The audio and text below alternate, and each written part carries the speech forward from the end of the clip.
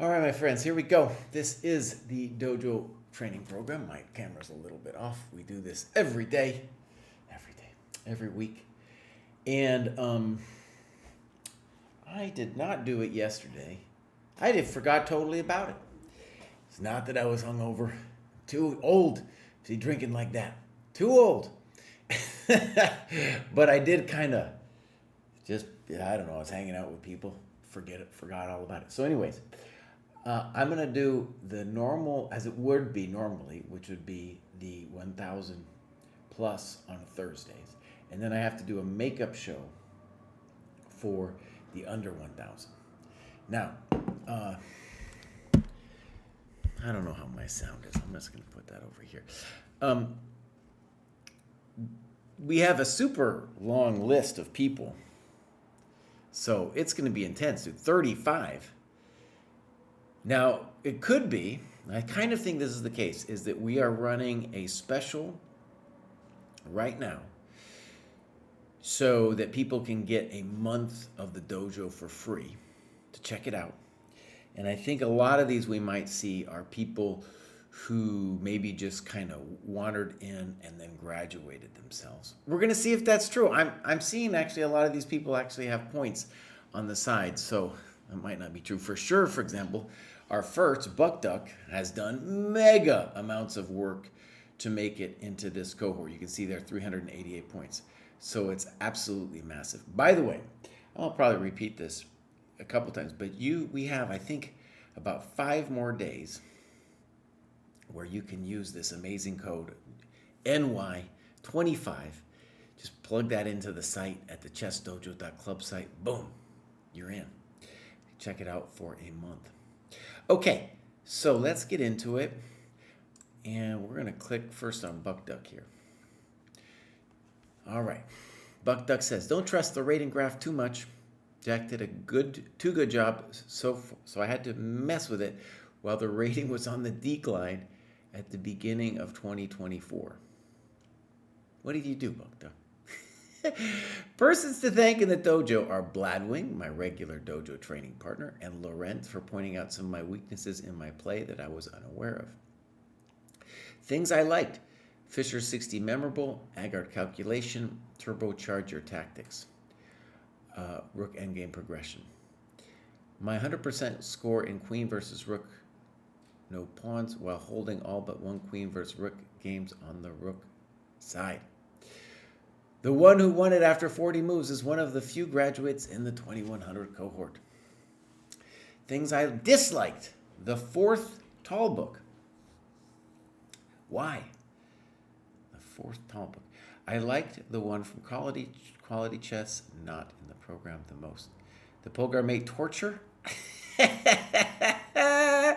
Had to set 3 months aside to go through this one. Any tips for the 2200 mountain are welcomed. This ambitious goal seems to be almost impossible with the current training program. I think the average rating in the 21 to 2200 cohort is around 2090, so pretty far away from the goal. Okay, so we're going to have to check it out. Now, a couple things. I want to say that I don't know why the current training program would be impossible for your current goal. It does seem plausible to me, though, that there are perhaps people in the higher cohorts who shouldn't be there. I think a lot of people put themselves aspirationally in those cohorts, right? So we'll give that a click to see that as well.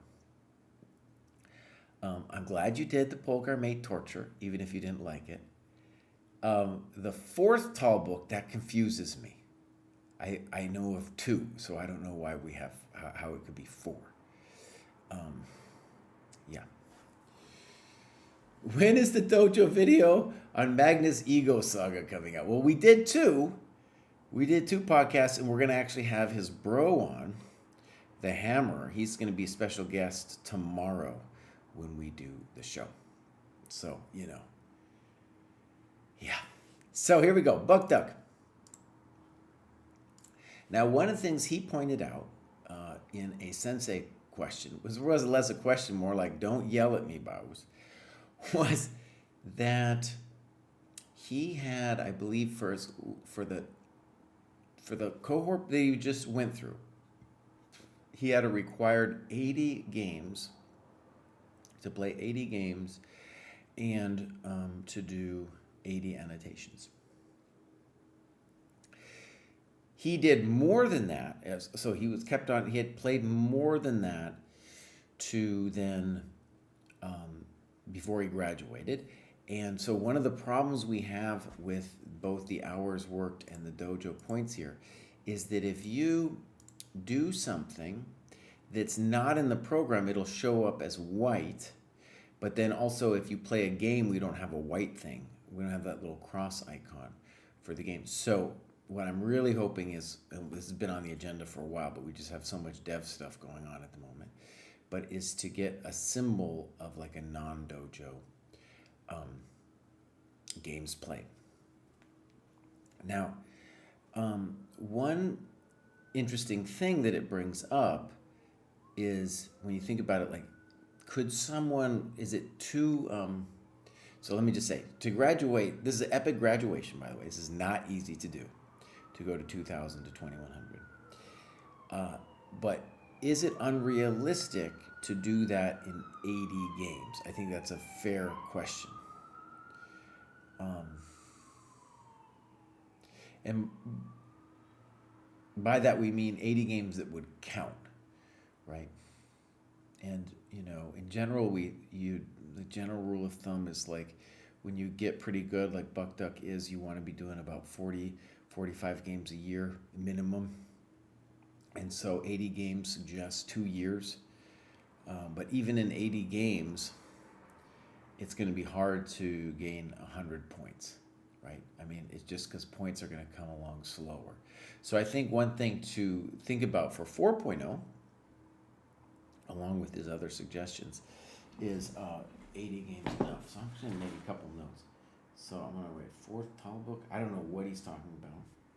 And then we have the 80 games. So every year we kind of dial in the training program. There's always things that will change. Sometimes there's new material. Sometimes we get feedback of certain things, thinking about how the program works. So that's going to be May 1st of every year. And if you let us know what you think the feedback is, then we'll talk about it, or we'll talk amongst the senseis about it and maybe bring it up in some kind of thread on the Discord. Okay. This is going to be the grad show clock. Come on. Okay, let's see what we got here. Clubs. European, aus Deutschland, right? Then we got some games. And here we go, Niklas Wunder. Let's check this one out. Now, let's check out Niklas Wunder. This was played, actually, I take it back. This was, I don't know why, let me see, I'm going to go played. We're going to go this one here because this was more recent. So this is against Wilfried Spiegel. So let's get into it. And first we'll take a look. Do we have some times? Look at that. We do. Very good looking time graph. One of the things you'll see is when we do the under 1,000 that we often get players who are just blitzing. Here you can see that both players kind of knew some of the opening moves and then rightly started tanking. So that looks good. All right, now let's go game review. And here we go here.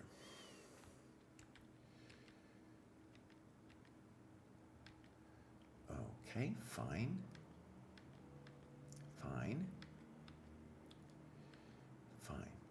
Okay, so I just, actually, I think he mentioned 60 memorable games. I'm finishing that now, and there's a great game Fischer has as black here against Botvinnik, and he plays bishop g4. He says this position's equal. I believe the current engine, look at what I'm going to do. I'm going to cheat here. By the way, this is the kind of thing I don't really think you should turn on the engine. But if you're kind of, you can sometimes ask it a question. Like I'll ask now, what does the engine think of this classic variation? And it's funny because this was analyzed forever. Also interesting, Bobby thought this was equal. Also interesting though that this A6 move, which I think the ancients for the most part wouldn't have wanted to play, is Injin's pretty much almost top choice. Okay, so let's get into it. So A6, C5. So clearly black has been prepared for this kind of thing here. So snip, queen C2, queen C7, and now knight D4 is maybe a small advantage. He plays bishop E3 instead, and now black is now out of their theory and now doesn't know what to do. And knight G4 is a very, to me, I don't know, a very obvious question. Yeah. So knight G4 looks unpleasant for black. And look what happens, though. This is, I want to point out, this is something that happens a lot, even in games that are higher level than this, is that black doesn't think on this next move because they're like, oh, I've got this all dialed in and I know what to do. No, buddy. So even though later he starts thinking, in this precise position, white had actually tanked for 1130 on this move. This is like white's first super big thing. And then black instantly plays knight D7. All right, here we go. Knight D4, good move. Maybe we're a little bit better now. And now bishop C4. Buck Duck analyzes knight C5.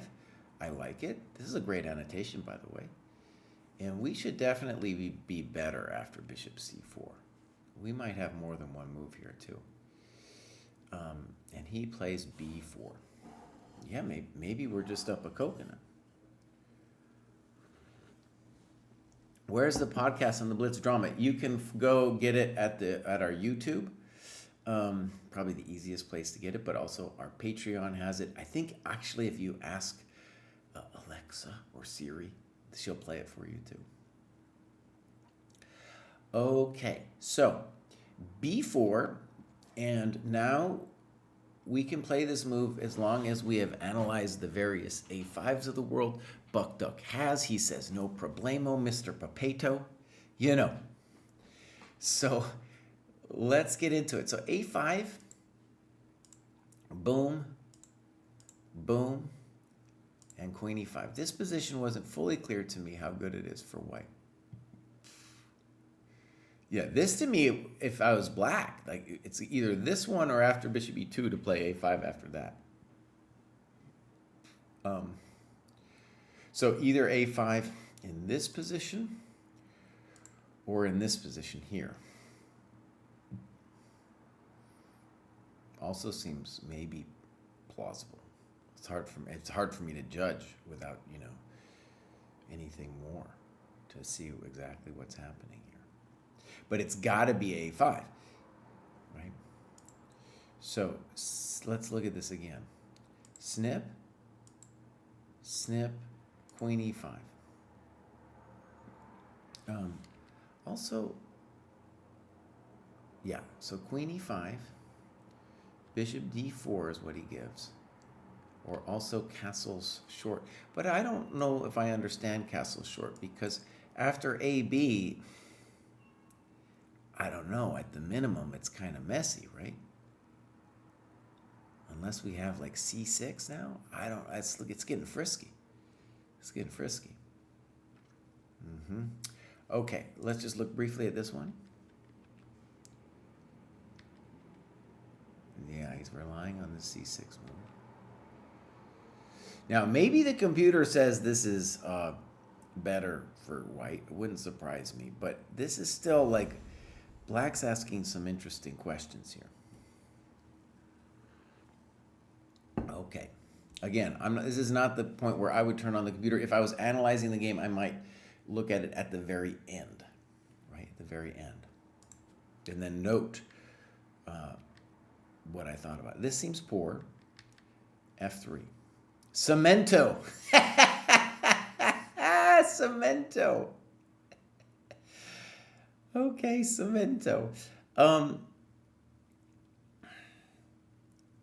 So, with Mr. Cemento, I would think, by the way, that you just castle because now he can't get his pawn back, right? So F3, and he's saying Cemento. I don't understand Rook FD8. I again think that A5 is the big question. Now, I'm assuming both players are like, well, if I take on B5, black is worse. But it seems to me that this is pretty messy still, because black is going to at least split the pawns. Well, white's better, but we've split the pawns at least. Whereas Rook FD8, what are we doing? What are you doing, buddy? Just castle. Okay, and I guess what he's saying is he was worried about this. You're just a piece up. Right. Okay, so this is definitely weird, Rook D1. But maybe you're just holding it together fine here. If he's not getting it, if A5 doesn't work, you're just killing him. I don't know what that does. Bishop F2, very ambitious. Yeah, it looks fine. Castles, of course, is fine too. Bishop F2 is the most ambitious way to play the position.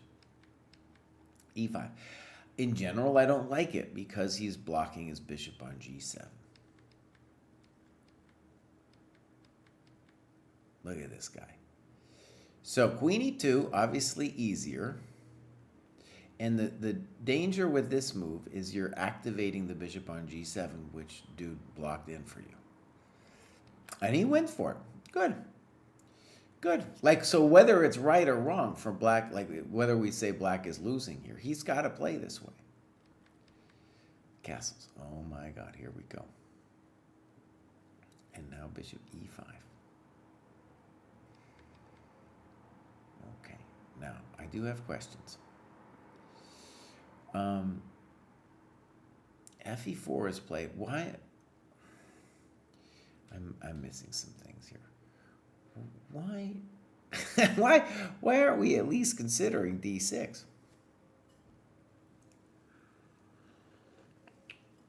Am I missing something? Maybe he's worried about sacking the piece and then bishop H2 or something, but that looks just losing and grooving. Yeah. Dr. Cemento, that's right. It's Dr. Cemento. Okay, so I don't get it. But okay, this is probably winning too. Just makes me nervous now. Queen F3. Okay. Well, that seems irrational. Now D6. Queen F8. He's got basically one cheapo threat here. Queen G7, do I understand? No, I don't get it. And further, like, why wouldn't you go Queen G5 here? He's saying Queen G5, King G1. Now, whether you, but okay, at the minimum, though, you put the queen on G5. You put the queen on G5.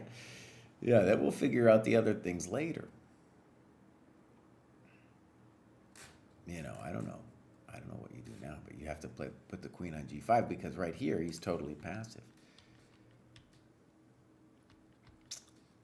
I don't know what he's doing. Reasonable move. Reasonable move. Reasonable move. Good job. Now you're killing it. Look at that. Now we get that big old fatty in there. Oh, welcome to the dojo. Yeah, buddy. Well, that was a pretty high-level game in some ways, Also a pretty high-level analysis, I'll say. Yeah. And you played some maximalist moves, Buck Duck. So this was pretty cool. And also you were able, you're facing this guy who's clearly busting out some theory here. And when you make the inaccuracy, it's kind of like that's when he misses his big chance. Moving instantly. And then this one too, bishop c4. He did tank here. Yeah, that one's not it.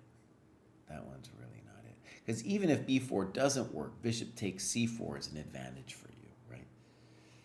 Yeah.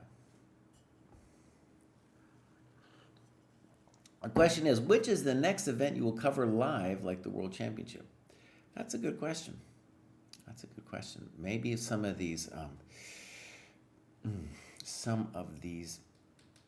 what are you trying to say, Jesse? Some of these things that have to do with qualifying for the next candidates tournament. Fabi's already in. All right, great, Buck Duck. Congratulations. Now we got Obese Cow. This might be somebody that just got here. We're going to see here. This is Obese Cow. They just started. They got any games? No. Clubs? No. So, Obese Cow, welcome to the dojo. Just got here. Tell us a little bit about yourself, man. Yeah. Next up, we have Shiemlia. Shiemlia doesn't have anything to say, but they have done a bunch of work here. So let's go check them out. Beautiful heat map. Looks like they took a break and then recently came back to it. We're going to give them a follow here. A little weird that their rating went down, but they are above the graduation. Have done their business over here. Now, maybe their tactics are weak. That might be what this indicates here. They might need a little bit of tactical work. Okay, now we're going to look clubs. Arkansas. See, the clubs kind of give me a sense, if you don't say anything about yourself, you're too shy. Well, at least now I know that Shiem is out there in Arkansas. Yeah, how about that? I have never played a tournament in Arkansas. That's one of the places never happened for me.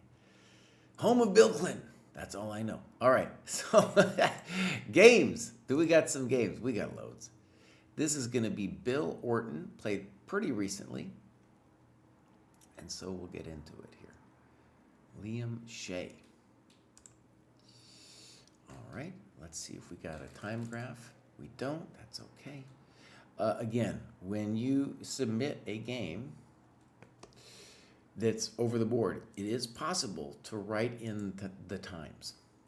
I know it's a little tedious, but it will help you in your analysis of the game, and it'll help me or anyone else looking at the game have a sense of what was going on. Okay, Fancy. Okay. And he says, I know SF gives Queen G3 as the top move, but I haven't felt comfortable in the few online games I've had with that line. Okay. D6, castles, E5. Interesting. I think I like this position for you, even though it seems like maybe this was all familiar to you guys. Fischer has a game against Najdorf himself where I feel like you have a favorable version of it. Okay, so bishop e3, knight f6, and now f4. This is where I spent my first thing. King b1 also seems good, but I thought that playing in the center with the black king still on e8 made some sense. Okay. One thing interesting about this, I'm pretty sure Fischer would play bishop g5 here. Okay. In fact, can Kraai remember the game just like that? Let's see, because I studied it a couple days ago. This is how poor my brain is.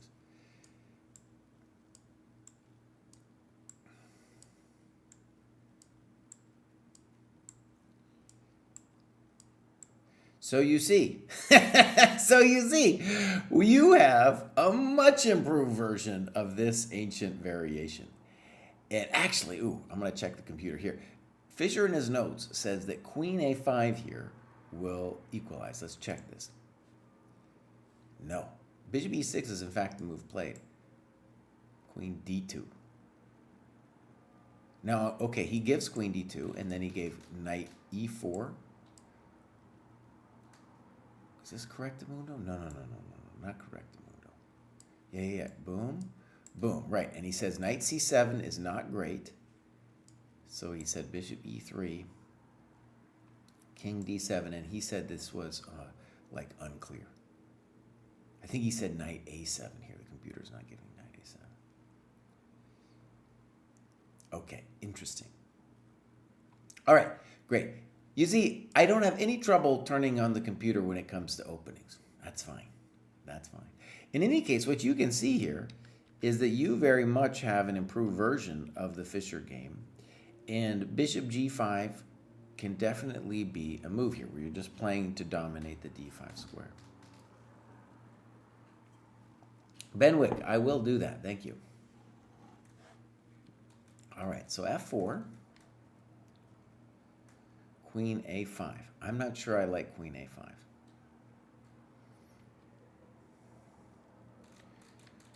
Knight d5. Holy moly.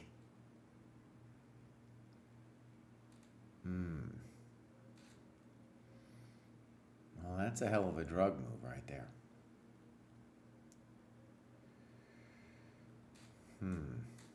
That queen a5 maybe is a good move. If it forces you to play knight d5.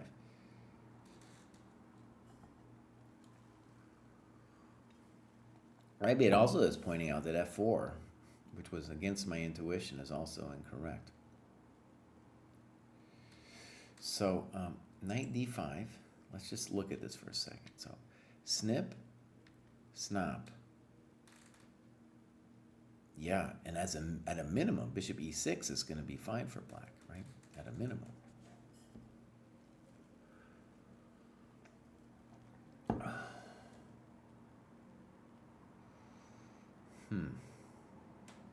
Okay. So queen c7 is ambitious, and now you spent f5. I like f5 because otherwise he's going to get bishop e6 in. So I think we should, you should look at maybe bishop e6 here. Looks equal to me. You might be better here after f5. It's very interesting. b5. Okay, now you go queen d2. Now, the question for me would be, are you too early with this? That makes some sense, though. All right. And now you need a good move. Bishop d3. Now, bishop d3, I would want to say the Fischer move. The Fischer move here, we would want to consider knight e2. Yeah, knight e2 is the move we would want to consider. Because bishop d3 gets in the way of our d file. Bishop e7, g4, risky. Rook c8, king b1. Now black needs an idea here. He plays knight a5. And queen c1, that's not it. What did you need to do? You needed to play knight e2. Let's look at your variation. Knight c4, snip, queen takes, knight g3, good. And bishop e4 is maybe, it's controversial. And I don't know what to say about this position. It's hard to judge. Hard to judge. h4, for example, right now. Hard to judge.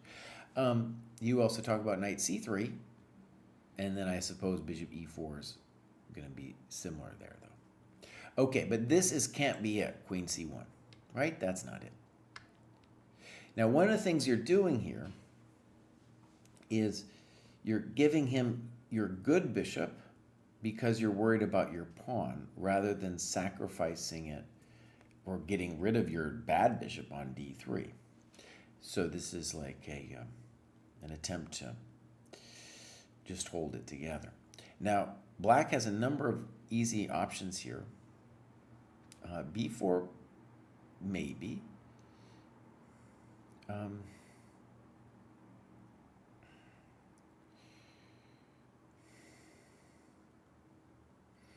That's an interesting question, what the guy should do here.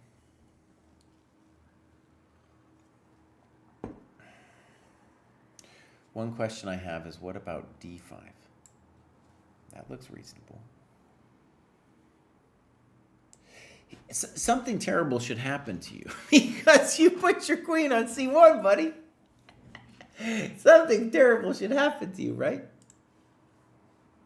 All right, so knight e2. b4, I don't know. Good move.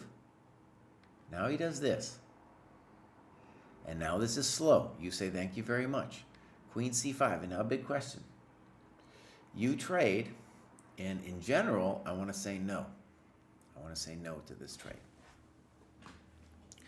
And you talk about queen d2. I like your position. I mean, how can we not like your position after either whether it's queen d2 or queen e2? Both of those moves look pretty good. Yeah.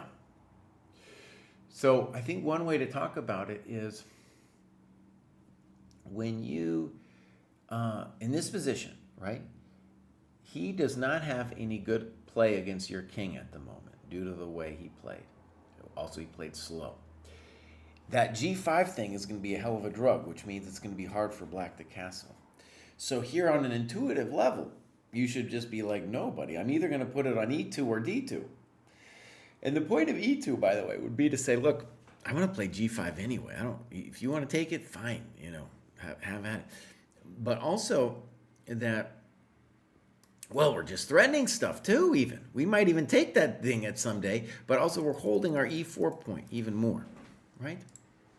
e2, he has to watch out. Someday I might play bishop c4. That's another later idea. Okay, anyways, we took. Now he should be fine.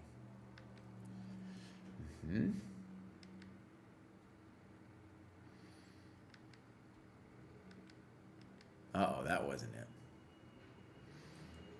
Okay. So, unless you had a fancy idea on knight h5, then you didn't want to do it, right? No lo puedo do. No lo puedo do. So notice your minors here in this endgame are completely castrated. They're castrated here. And this is the dream of the Najdorf player. Now, he does want to be careful, though, in this position, to not allow some kind of fancy knight to f5. He needs a good move. He plays bishop c8. Okay, you went bishop e2. All right. Rook g8. Maybe. Now, here, you guys, this is what we often see, is that we get to a point like this, and the players are not annotating anymore. Now he's doing it, I think, because he's like, well, I didn't have any time to think in the game. Why should I be thinking now? No, it's time to think. You also have to be careful here because your game could easily trend downwards. And in this position,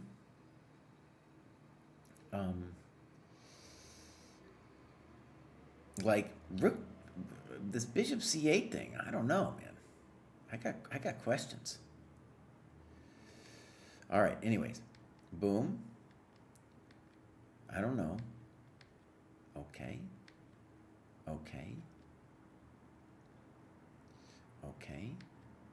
No, I'm not okay. Not okay. Not okay, Jesse. Yeah.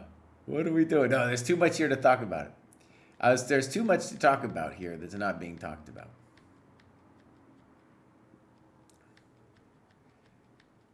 This part of the game I don't understand at all. This is a no Nintendo. Yeah. So I sat in disbelief as my last 30 seconds ran down. Okay. So a couple things. Of course, this particular endgame you should never lose, even if you have a bunch of not that much time. You have 30 seconds extra move, so you're not in that kind of danger. More importantly, for your endgame skill to develop, it's time for you to annotate this, and you are not alone. So many people in the dojo aren't annotating their games, their endgames. They do some fancy stuff in the opening. They talk about opening theory, shmiri, badiri, but this is where the meat and potatoes are right here. So this is how you learn. Archetype Mad knows these players. Cool. All right, here we go. So let's get out of here. We're going to do Dragon Warrior. Dragon Warrior doesn't have anything to tell us. let's go over here. We're going to go grad show. Dragon Warrior has been here for most of the year, graduated numerous times, and it's a little confusing to me, actually. So Dragon Warrior says 1,500, 1,600, but they're not in the right cohort.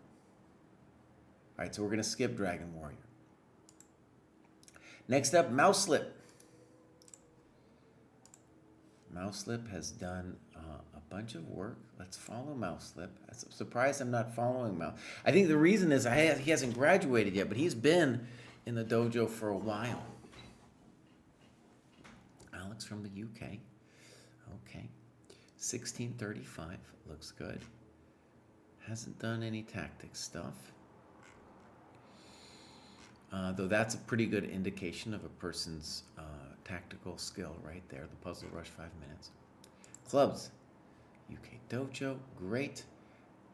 Let's just take a look here at the activity. And dude is doing it. Dude is definitely doing the work. And maybe this shows us a certain kind of on and off nature to it, right? Okay. A little on and off going on with Mouselip. Let's see if we got a game. So, this is Alex Dorr versus a GM. I think we'll pick this one. All right, do we have times? No times. So we'll mark that, and we'll go over here. And zoop.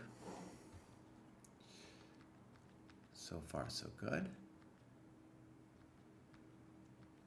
A little bit, whoa. Yeah, spicy. Oh, that's clever. That's clever. We're going to claim your bishop is poor. Bishop f6. I kind of like the way this guy's playing. It's kind of fun at the very least. Queen d2, h6, okay. b4. Bit of a stab, but takes space. Really needed to reassess my opening knowledge. No, this has nothing to do with opening knowledge. I mean, he might have had some opening knowledge here, but now we're just playing chess. Now we're just playing chess. So, for example, who knows what's happening here, right? The main feature, though, of the position is his knight is controversial because it's blocking this pawn. I think the general plan for black, though, is pretty basic. He wants to put this guy here and just give you good pressure. So you need a plan, and part of the deal with b4, b5 is you might be helping his knight. Maybe helping his knight. I don't have a great move for you here, but I do need to say that this is the knight that needs to get fixed out. Maybe the big question, I don't know if you can get away with this, but the big question would be c4. I'm not sure, but it would be a question like this: snippos, hippos, and then if he takes those, something like this. And I don't know what's going on, but I am going to take this coconut. You know, I am going to take that coconut. I don't know. Maybe it's complicated, dude. It's complicated. I don't know. It could go. It's going here, here, here, here, here, here. I don't know what's happening, man. I don't know. Something like that. But that would be the kind of thing to look at. The bigger point is this guy needs to be fixed, and so DC allows us a way for him to get fixed, a job, if you will, and b4. It's kind of interesting, but I don't know how the knight gets fixed. All right, let's see what happens. b6. I'm not thrilled. He wants to play knight a5 in response to b5. I'm not thrilled, but okay. a4, boom. Knight a3. Here's our attempt to fix it, but then knight f5, c3. See, here I don't know where your knight on a3, what a knight on a3 is doing. Queen e7. Now, Let's just say this is interesting. He's got a bunch of different moves here, obviously. Queen e7 isn't the only move. Okay, now let's just say, dude could have definitely contemplated some kind of h5, h4. Is it easy to figure out? No, it isn't. Also, just the basic knight e3 might just be a nice position for him. Okay. But okay, he's keeping you locked in. Not sure what this does. Okay, b8. These are some fancy moves. a5. Okay. I like that. Maybe we should have done it last move. And I'm not sure about this thing he's doing, because now you dislocate his knight.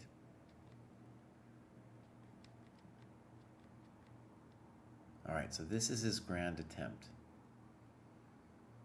What's happening here? At the minimum, you're okay. You're okay here. You're doing okay. All right, queen d3, queen a2 we could have talked about too. Queen a2 looks pretty good. I don't know.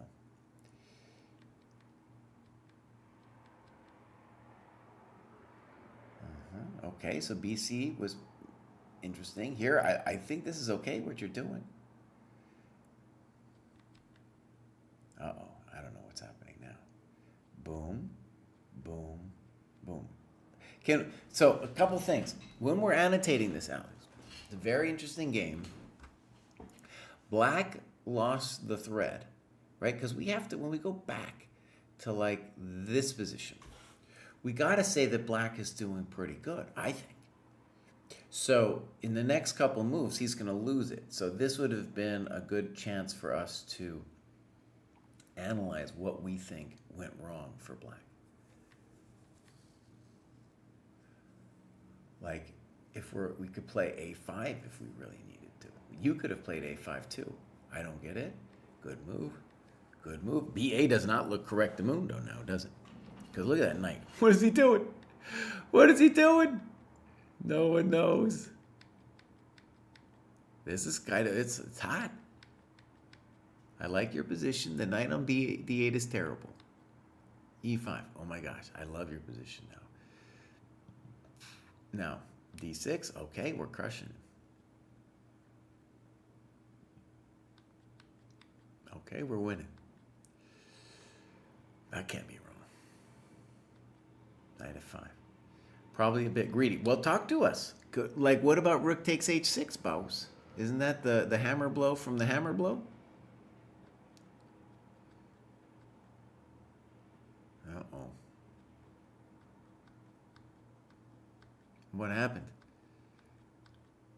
What happened?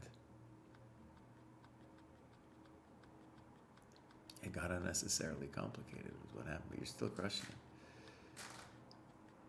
Oh no, it's getting complicated, dude. Are you going to take it? Oh. You going to take it now? Oh. Take it now. There we go. So wait a second. Dude beats some GM. The GM, though, doesn't even get a name. This guy, he got shamed into getting no name. Shamed into no name. So Alex, great game. Let's go back just briefly here. So this is Mouselip from the UK playing. Maybe his name is Gary Marshall. It might not be a GM. It might be Gary Marshall. I don't know. But that was a fun game. That was a fun game. And also, when you get to some wild, you play knight f3, g3 stuff, you're going to get some wild position like you got. And it's not something where you should say, I should have known this. You know, oh my God, it's just going to get, you got what you came for. You got an interesting position. Okay, here we go. Boom. That was Mouselip. Benwick is also in the chat. He wants me to go over the Kappa game. Let's click first what he says. Benwick writes, I've never enjoyed chess more than the present moment. There will be ups and downs ahead, but recently I feel I have discovered the joy of isolating each chess moment for what it is worth and absorbing the best out of it. The cycle of chess study and play feels like a process of continuously examining something imperfect and refining it into something closer to the truth. Okay. Whilst recognizing and not being afraid of the fact that none of this requires or will result in anything close to perfection.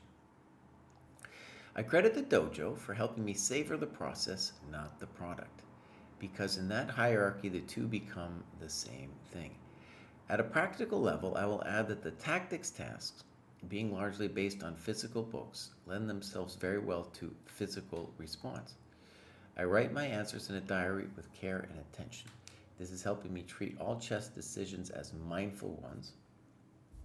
Perfect. An attitude which is carrying over to my games, as well as providing a motivational engine to continuously work as the days tick by. Oh, thank you, man. That's great. That's beautiful. Though I haven't, this word mindful is interesting. And so, for example, when I write out my analysis of my games in a notebook, the word comes to mind, but I understand mindful in this connection too. But the word that comes to mind to me is a sense of responsibility, right? I'm here, I'm analyzing it, I'm like writing it down, I'm really trying to go deep with it. And then when I'm similarly, like when I'm playing it over the board game and I'm writing the moves down, maybe writing the times down too, there's a sense of like, okay, this is a responsibility that goes with it that I do not feel when I'm just playing Blitz for fun, or you're doing some online tactics, right? There's a physical thing that's going on there. Okay, let's click on Benwick over here. So Benwick has been doing the work, dude. Look at that. Ever since the heat map got introduced, really doing well. And we can see with the light green there is that just means that he's done a little bit of tactics at any given point, right? Here you see the hours worked.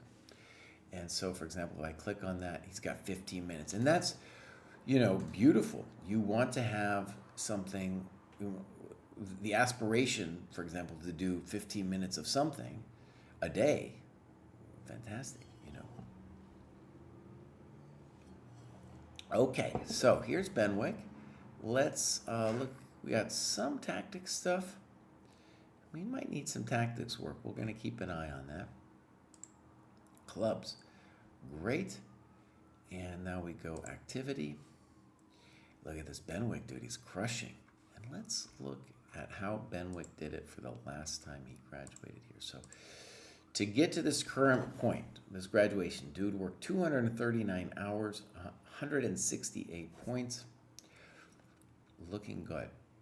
Look at that, very little opening, no non-dojo stuff, endgames in there, tactics, doing these maiden twos like a madman, going up to 1500, that's great. Maybe even, I don't know if this was intentional, but it might be that to get to 1500, you have to do 1500 of the mate in twos. So that would be kind of fun if that were true. I don't know, that would be coincidence, but a fun one. Okay, Benwick, this looks great. And now we're going to look at your game from Kappa A. Here he is over here. So this is a dojo round robin game. And I bet we're going to have a time graph. We do. Let's take a look. So this is a 45 plus 30. As you can see, it's going to get pretty hectic, right? It's going to get pretty hectic. All right. So that looks good. And we'll go to game review thing. Here we go. So far, so good. Buddy, knight c6. Yeah, I've played the French so long that even I have played this bad move. Don't do it. Don't do it. The life is too short to be playing knight c6 in the French. Your opponent, however, he's just like, I'll take it. And now it's equal. Okay. The knight on d2, in fact, very problematic now. He's got to, so I'd rather be black now. Okay. Poor, because the rook is going to want to come to the e file. Knight e7. Is there a reason we're not playing knight f6? Knight f6 is more, let's read what you write. This move was preferred to knight f6 because for the defense of d5, black gets to use the kingside pawns. White has telegraphed castling kingside, so black could try to castle queenside and attack. Okay, that would be ambitious. I think knight f6 appeals to my sense of principled play more, but okay, here we go. All right, bishop g4, rook e1. Queen d7. Okay, big moment for white. These positions are very frightening for black. And let me just say why I'm not 100% on board with the way this is going for black. Okay, let's imagine we're going to castle.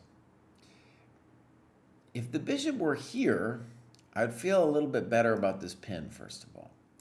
Now there's going to be unfortunate tension for us, as in maybe knight e5 is going to work at some point. That's one of my main concerns. Also, just this tension here, I'm not sure it's really in our favor. Now, he plays c3 after a pretty big thing. This is a very standard plan of, well, I think we're going to see what he does, but of b4, knight b3. Now notice, because you're going to castle long, this is going to give that knight on d2 something to do, right? Okay. So, knight e5 is also a move here for black, for white. All right, c3, ambitious castles, here it goes. This is a setup that a lot of times people use against the French exchange. It's interesting. And now he plays knight e5. So he plays that after 2 minutes. I think that b4 now is the really interesting question mark for me. It's opposite sides castling. It's time to roll, baby, roll. But maybe knight e5. Knight g5, maybe. I don't think you're going to be put under pressure, though, after knight g5. You're right. Bishop e2, queen e2, and now knight g6. I don't know if there's anything wrong with knight f5 either. But knight g6. I think you're doing fine here. I don't think white has anything. Yeah. What's the problem? What's the problem? Okay, so knight e5. Boom. Boom. And now you play queen f5. And you talk about bishop e5, de, knight g6. Good. The truth of the matter is I wanted my own preconceived way too much and did not evaluate that this would be fine. Well put. That was really well put.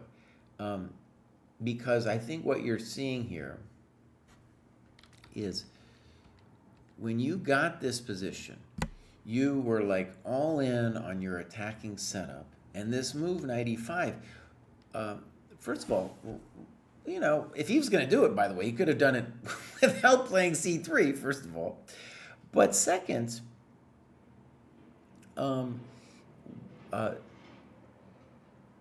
we're not going to get, after this knight e5, we're not going to get our standard thing anymore, right? And so here, right, you're obsessed with it, and you're not the only one with this problem. There's a lot of players who will simply become obsessed with some plan, right? Simple and strong move. Looks good to me that he had one problem piece. It's time to fix it. So now you played knight e5 here, and I can tell you why you did it, because you're obsessed with keeping your bishop. Yeah. Okay. Boom, boom. And now he should start hitting you with b4. Let's see. e6, I don't like it. And you say b4, this is the move I expected. Absolutely. And why is black worse? Because white has the initiative. Opposite sides castling, right? Simple. Simple, simple. e6, poor. By the way, Kappa A is also in the dojo. And I said it already, but I'll say it again. This is a game from the dojo round robin. It's a beautiful event that any of the dojoers can play in. Also something where we are going to try to open it up to the general public. Maybe by the end of the month. All right, now again, h6. You're losing your mind. Exactly like you said, because you were, I know why it was though, because you were thinking, oh, I'm going to attack this guy. I'm going to throw my pawns. And you do a great variation here. And you say black is fine, probably better due to development. Yeah, absolutely. And then the first question would be, how about king d7? And then, I don't know, let's say he goes back, probably the best move. We can play knight c6 or knight g6, and we're doing great. Yeah, we're doing great. We'll put our king here later, better pieces. Okay, h6. Now you might have a little grief. Okay, knight c6. e7, nice move. Knight d4, nice move. I would also want to examine, what about knight d4 here? This also looks unpleasant. It might be ultimately similar. No, looks unpleasant. This looks more unpleasant because if he gets that a7 pawn, it's going to be bad. And yeah, he's just got more options here. So he pushes instead. Knight d4, good move. So, it's interesting. Kappa A was playing passively for such a long time, and now he's coming for you. All right, so queen g5. We do want a good move here for white. Queen h3, got a good move. King b8. Now, superficially, I got to say this looks completely lost for black. Queen f6. All right, so white needs a good move here. This queen d6 move is coming.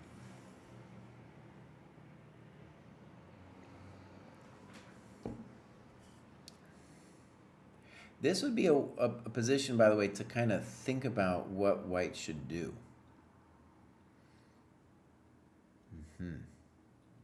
For example, how about c4?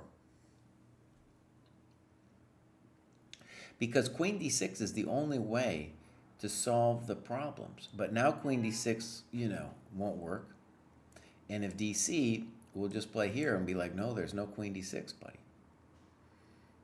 All right? So here, Kappa A, if you're listening to this was your moment to think about how to stop queen d6. And definitely we're going to call this a critical moment in the game.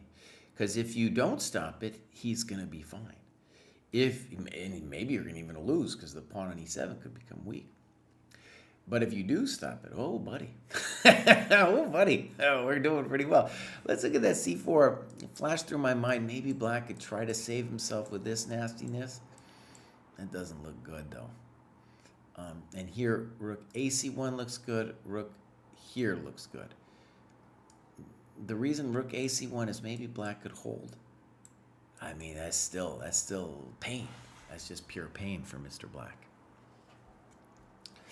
Okay, so here we go. a4. That's not it. Here, okay. Interesting. And now you play h5. Here, now we got a little time pressure. They do get 45 seconds. I've never played in a game, honestly, where they get 45 seconds, but that's a lot. Or is it true 45? Let me click back over here. No, excuse me, it's 30. Again, here's our time graph, so you can see our boys in action here. It's a real battle. So he plays h5. I think this is a good move. And so it's going to be actually kind of hot here, what's going to happen. Your opponent very quickly plays rook b4. I think a5's got to be the question, right? Here the point is, if rook h6, intending rook over, we go a6, and then we say bows. What are you eating for lunch? What are you eating for lunch, buddy? So I was telling you guys, these end games, it's time to look, dude. It's time to look. Board back. Oh, thank you. Sorry, my friends. Sorry. Okay, let's go back a little bit. So what I was talking about was that in this position, I bet someone on the Discord screaming too. They're like, Kraai, the board, it's all messed up.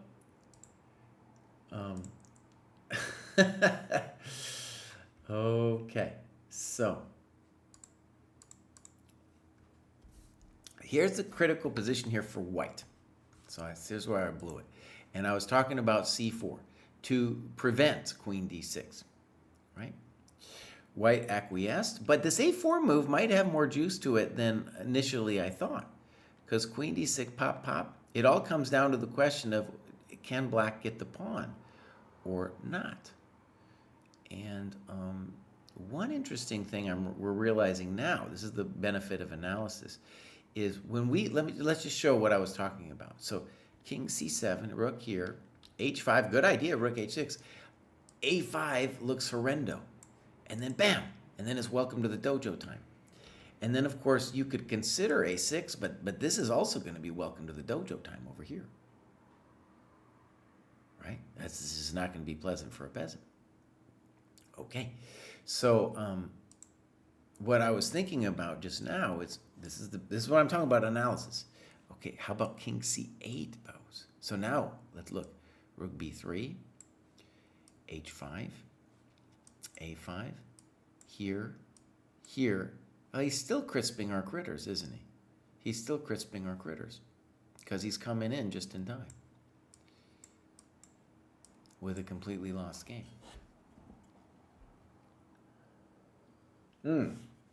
Okay, so I want to stress that the first time I saw a4, I thought it was a mistake. And the way Kappa plays it, it was in fact a mistake. Yeah, it's actually a good move. Because queen d6 is the only thing we have to stop, right? Okay, white blows it.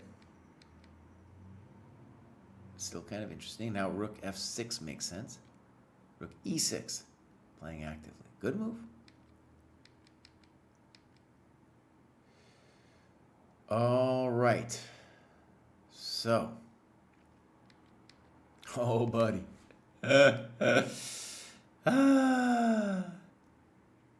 Now, in general, this should be lost for black. In general. And one of the things that's a criminal that happens here is that in the analysis, no one's talking about the pawn endgame, right? No one's talking about the pawn endgame.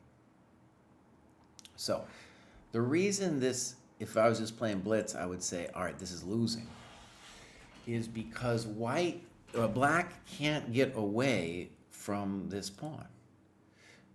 Because this is always going to be a threat whenever I'm ready. Right?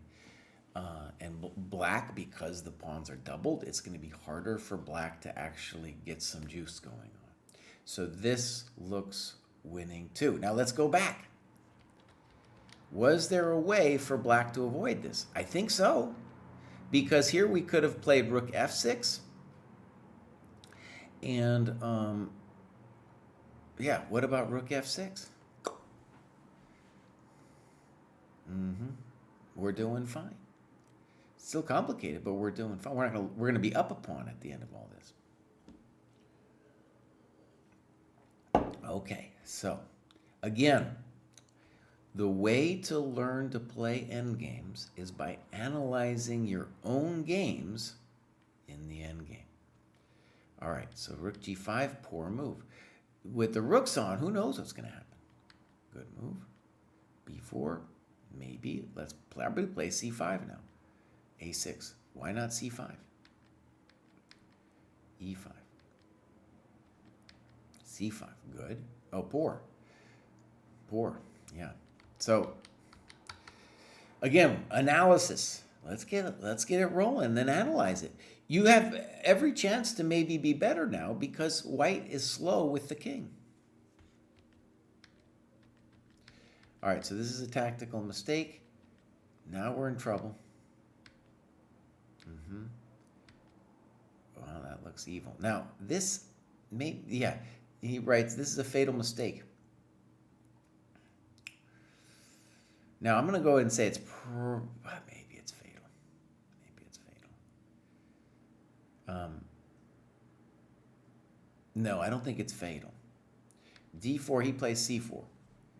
CD, CD, King G2, D3, King F1, and then you write Rook E6. But let's just say, for a moment, King F3, Rook E6, Rook G8. Shouldn't we be fine here as white? Because we can kick him and snick him, and then as long as we come behind, it'll be a, like Drawskis for Mr. Popovskis, as they say back in the old country, right? Okay. So King H3, definitely a mistake. D4, you're not winning yet, but C4, let's see if you find a good move here. Nice. Exclam. Rook D6. I would have preferred D3 first, but okay. Good. Poor. So this is an example of where white thinks that it's about the pawn. On the queen side, he's got to get his queen. Look, I'm pointing at the board like you guys can see my finger. No, he's got to get his pawns rolling on the king side. So he's probably lost here, but he needs to try something like H4. Yeah, too slow, as Magnus likes to say. Yeah, goodbye. So, exciting game. Again, the biggest thing, Benwick and Kappa, is to analyze the endgame. Something I really think that could be helpful in the dojo is I think a lot of people it's really hard for them to even begin analyzing the endgame. Other phases of the game, it's easier for them to analyze. But like, you just imagine if you and Kappa have done some kind of analysis after, maybe like a deeper analysis. You met either on our Discord or in a Zoom call or something, and then shared a board on chess.com. You could go through some of this endgame stuff and try to talk through what was going on, right? Okay, great. That was exciting. So, boom. That was Mr. Benwick. Now we have, fix it, buddy. Now we have Corporeal. Corporeal writes, I've been very lax about updating the dojo scoreboard, even when doing dojo recommended tasks. I've probably done more game analysis and postmortems at my local chess club than I found time to record. Decided to graduate and start fresh with the new year and try and track things better. I've been at a plateau for some time now, or at least how it feels. So need to put more systematic work into my training to push on again. For a lot of my classical games, I was often playing players significantly higher in team matches where a draw was a good result, and it's led to a very defensive style in looking for opportunities to kill games. I think I'm better at defensive play generally, feel more confident weathering a storm than raising one, and I'm at my most comfortable grabbing a pawn while giving my opponent an attack. Korchnoi style. I've been quite successful at killing games and less successful at pressing for wins.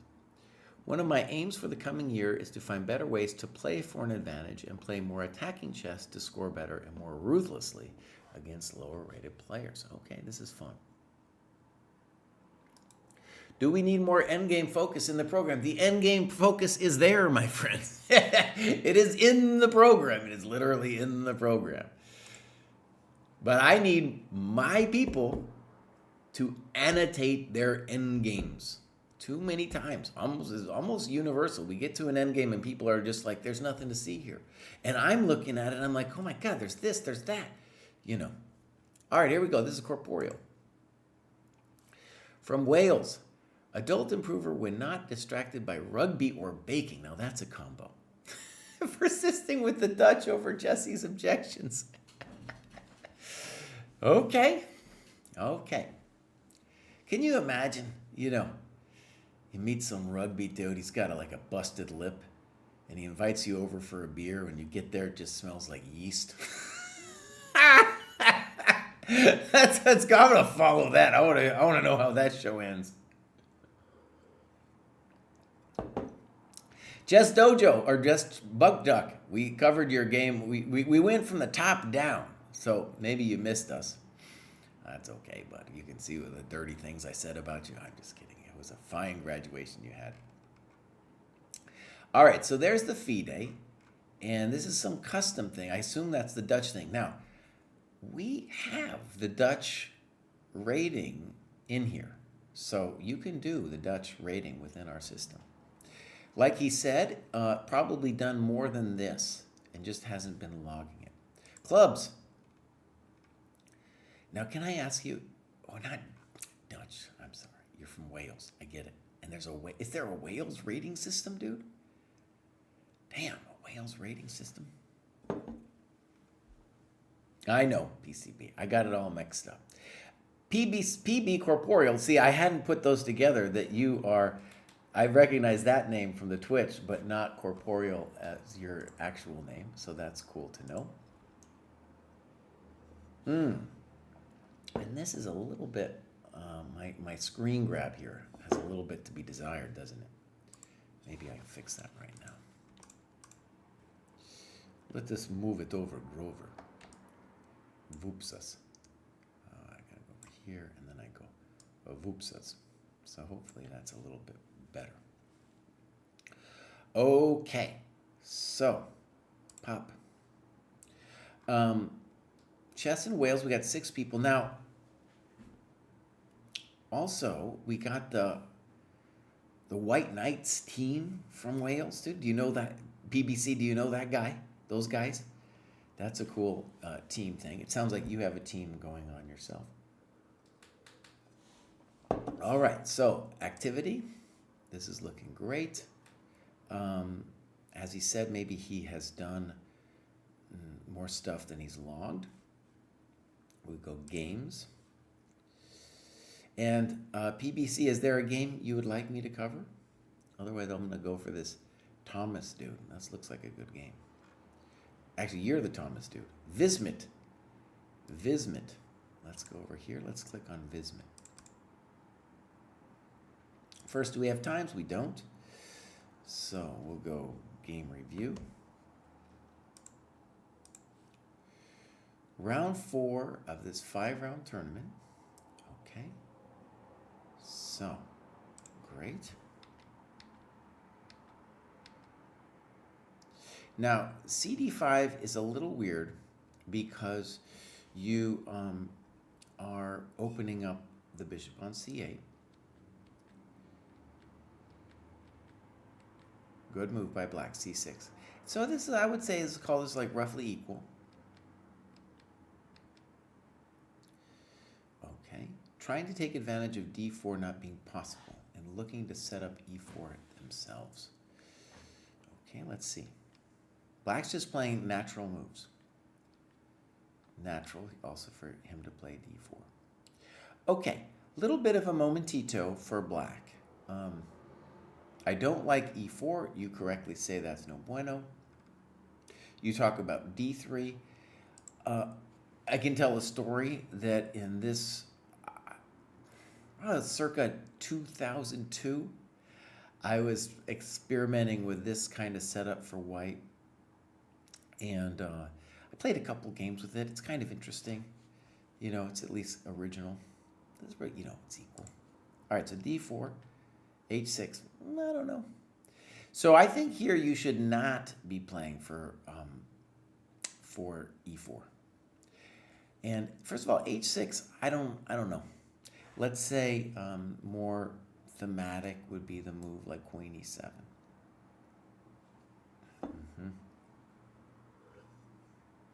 All right, H6 though, I think you should definitely consider Knight H4 to play Knight F5 next. All right, Knight D2, Bishop F8. Do you do it? You do it. And this, my sense of this position is he's just fine. Yeah, he's totally fine. I felt this was a mild improvement of the position for white. The bishop has a natural home on F4. The rooks come to the center. I think I'd rather be black here, right? Because your knight's dominated. You got the weak pawn. Queen D7, simple move. Rook D1, okay. Bishop D5, probably okay. Rook d8 looks a little bit more to the point. Now at least you can play with the two bishops and see what happens. At this point, we both gave up trying to pretend we had any real hopes in the position and agreed to draw. What? What are you, Magnus, buddy? Huh? What is a Magnus over here? PVC, bud. Oh, man. Oh, buddy, you Magnus? Now, to be fair, no, I don't want to be fair. I'm done with being fair. There's a lot going on here. Yeah, definitely there's all kinds of hope. There's a lot of hope for either side here. Okay? And a lot of different ideas for black. Now, from your perspective, I think it's fine for you to get a draw because I think you're worse here in this particular position. I think, though, that because you have the bishops, that you could maybe make a play for being better here. And the way I would do it is like maybe bishop c4 and then a3. Am I certain? I'm not. I'm not.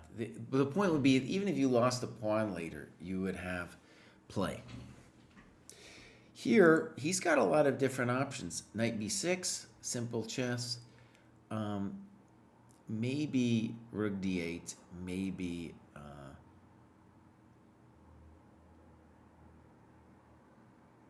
knight. Yeah. The other one, though, that's probably the easy one to do. And then, I don't know, rook e8. And we got to like black. We got to like black a little bit better here because their king is better. And your center's a little loosey. Okay, but he didn't appreciate that. You said, all right, I'll take a draw. So when we think, PBC, about what you're talking about being solid and all this other stuff, just understand these positions. It's not like when people say something like no one had any hopes. It's kind of like what I hear when I hear that is I hear players who can't deal with the tension that's in front of them on the board, right? They're like, oh, this is too tense. I'm going to make a draw. And there's a lot of GMs from back in the day. You know, that's why we had this whole thing of the grandmaster draws. We had like positions where you're just like, oh, this is too intense. I can't even imagine, you know. But black's got the juice here. Okay. So, all right, let's keep going. Agreeing to a draw, straight to jail. All right, so Buck Duck, I don't know. I'm dealing with a big graduation show today. Oh my God, dude. This might break me, honestly. I might be broken. I got loads coming, and I'm kind of hoping at this point that we're going to get some people that didn't do games. We're gotten to that point in the graduation show where I'm like, dude, hopefully some of these people don't have any games. Now, Patrick has been with us a little bit. Hasn't done any tests. We got clubs. He's an old dude like me from down under. We got games. See, we got some games. So there's no hope. There's no hope. It's all pawns and no hope over here. So let's go take a look. So wait a second, though. Patrick, I'm going to guess maybe not logging all of their time. You know, all of the things that they've done. All right, but let's take a look at Patrick's game here. So, tough game. Here's our clock graph. And, we're going to hope that white was up a piece or something right here by move 22. We'll check back in if that's true, because otherwise they're moving a little too fast. So, then we're going to go game review.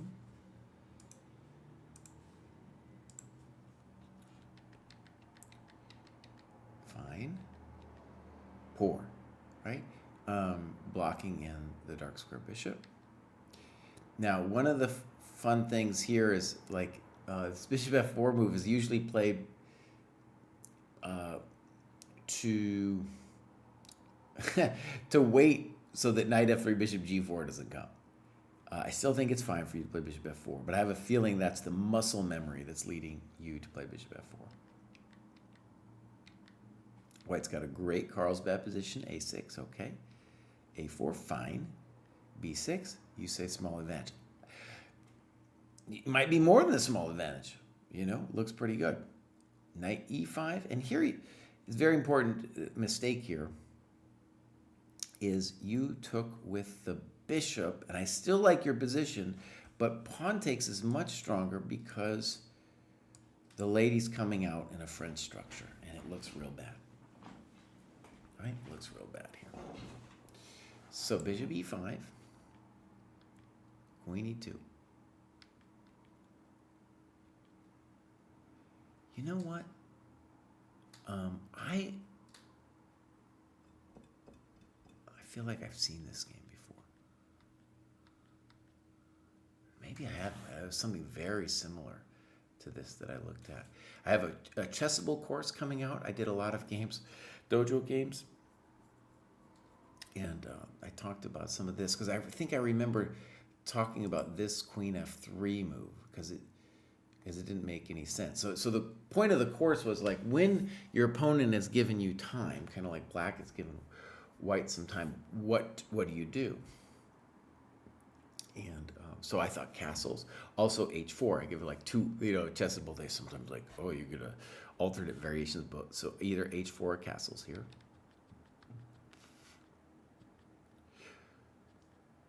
Right, I remember this. Yes, this is right. Rook e5 is weird. Rook h5, queen h3.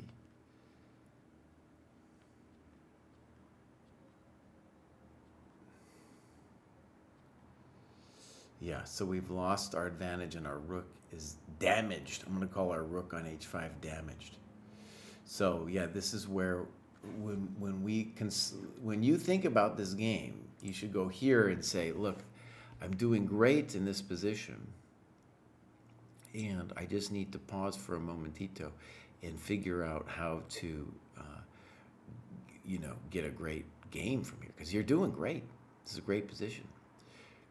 And even rook e5, I don't think you're much worse or anything, but like queen h3 looks like a good move, for example, right? But here you slide, and it's starting to get hard. And the main reason is that your knight on d2 is not involved in the game, nor is your rook on a1. So here, f5 may be a good move, and then you did this, and then now your rook's out of play. Now, I'd rather be black here because I don't know what your rook is doing. All right, so here we go. Boom, I don't get it. Not sure. He wants a bad rook too. He's determined to get a bad rook as well. Okay. Okay. That looks poor. G4, good move. Good move. Bishop c8. Remember, I said move 22. I'm hoping you thought some after 22. Here, both players. This is what I've said. They stop thinking when they get to the end game, right? Now, actually, we shouldn't say it's both players, but this is White's issue here, is that he's not thinking in this end game. So, gf5. Clearly, ef5 is correctamundo. Now we're winning. Thank you very much. And now we're going to win. Okay. Great. Amy and Michelle, thank you for being here. All right, let's continue. I'm going to open up my fancy drink because this is a long show, my friends. Next up, we have Melora. Melora doesn't have anything to say. Let's see what's going on with Melora. So, we'll give Melora a follow. Seems like they just got here pretty recently. Clubs, nothing. Activity, not much. Games, we got one. See, I'm gotten to the stage when it gets a really long graduation show, I'm like, oh man, maybe I won't have to do it. I generally enjoy this very much. Sometimes though, it can become overwhelming. Let's look at this time graph. That looks pretty good, even though, oh my God, it's a 15 plus 5. And normally I don't go over a 15-5. Okay, so we're going to go through this quickly. So you guys, it doesn't count when you're this high rated to do a 15-5. Okay, it's just too fast. But I'm going to go through this quickly.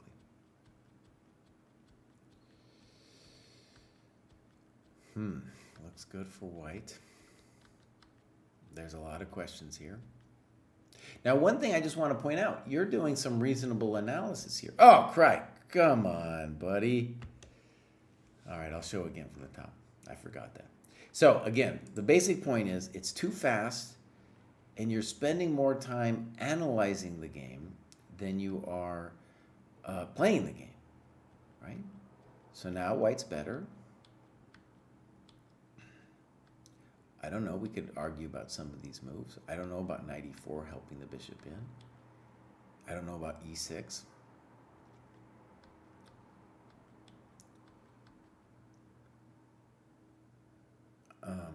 Yeah, interesting. King e2. King e2 gives me a tempo to capture the f pawn. But what did you want him to do?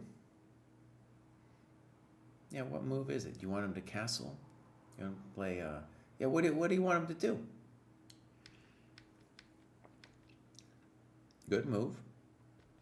I don't understand a3. Oh my God, this is hot. At this point, I was confident I was better.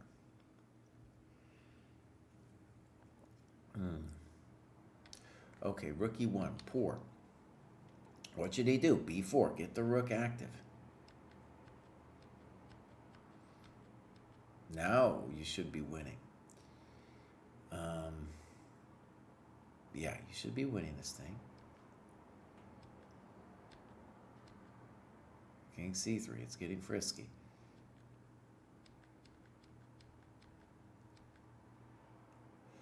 That wasn't it. Okay. Here it's really interesting. The milk might have gone bad here because if he gets the king to e4, it's hard to imagine how you're going to win. So, see what I'm saying about the endgame, you guys? It's possible to think deep. Now, maybe you are winning this thing, but why are we playing e5 for the first question? Can we do this? That's the question I want to ask. That's the one I want to know about. Right there. All right. So, again, I'm not going to spend too long in this game because it was a 15-minute game, and there are guidelines for the length of game that we need you to play in each cohort. But, you know, besides that, this was a well-analyzed game. All right, here we go. So, next up we have Rücksichtlos. This is a fun one. There's a rook in there, and Rücksichtlos, spelled a little bit differently in German, means, you know, without any care. Doesn't give an F. All right, Rücksichtlos is not telling us much about his graduation. We're going to give Rücksichtlos a follow. 1495, really ready to graduate again. He's done one checkmate test. Okay, that looks reasonable otherwise. Clubs, no clubs. Games, one game. We might have done this one, though, because I remember I had Pruess on a graduation show, and we looked at this game. So Rücksichtlos, but it's clear that you're kind of not, you're tentatively in the dojo. You know, I have a feeling you're probably doing more work than this, and you haven't done a game since we last graduated you. Chenid is pronounced Kenneth. That's messed up, dude. Chenid is pronounced Kenneth? Dang. Oh, man. Is that something I'm going to remember? I don't know, man. I don't know. All right, here we go. Here's Kenneth. Dang, that's intense, dude.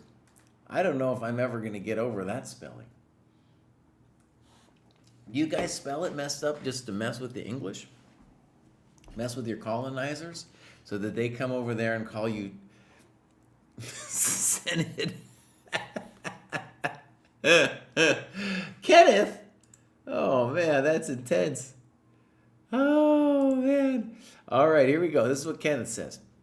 The rating rebalance demoted me 3 cohorts. This was the thing we had to do because FIDE really messed it up with their rating system. Nice to get out of the first. I still think the 1200 material is too basic for my standard. That's an English way of saying, Welsh way of saying level. But I guess the way to demonstrate that is to graduate. Thanks to a strong 50% score at the London Chess Classic, 1764 performance, amazing. I can't. Main takeaways from my first graduation in a while. Trust the program. If you put in the hours, it will pay off. Polgar mates in particular have been agonizing, but I now find myself spotting tactics way more than my club peers. Still need to work hard on visualization and to train myself out of certain bad habits. Swindle modes, galaxy brain night roots. I've never heard galaxy brain night roots, okay? I think I can kind of imagine what that is. Now, one question we're going to have for 4.0, okay, is so we do it every year, but May 1st every year is, how should I put it from, I have written this down too, but I'm going to just put Kenneth's point here. Reorganize 1,000 to 1,400 material due to rating switch. This is something that's already on our mind, but I'm just going to put it down again because Kenneth is writing it. Okay, so Stashnikov. That's pretty good. 130,000th best player in the world. So there, I think somebody earlier had a Welsh rating. At least they were from Wales and they had a custom rating, but Kenneth here has an English rating. Makes some sense to me. I played a tournament in Cardiff, 1993. That was pretty fun, man. I want to go back and play a tournament in Cardiff, dude. Okay, Kenneth is putting in the work, as you can see. Okay, so this is really cool. Doing the tests and everything. The tactics look, appropriate to where Kenneth is. Clubs. So not in the Wales dojo, not in the White Knights Club, which is a club in Wales. So there we go. Heat map heroes. Okay, so let me just say something about this. The heat map heroes, well, actually, let's go click on this. I'm going to join this club, dude. Make your heat map a piece of art. Fill in every day with random tasks or organize your training into pretty lines of the same color. No, I don't want to do that. I do want to make a heat map that I'm proud of, and I want to share it, though.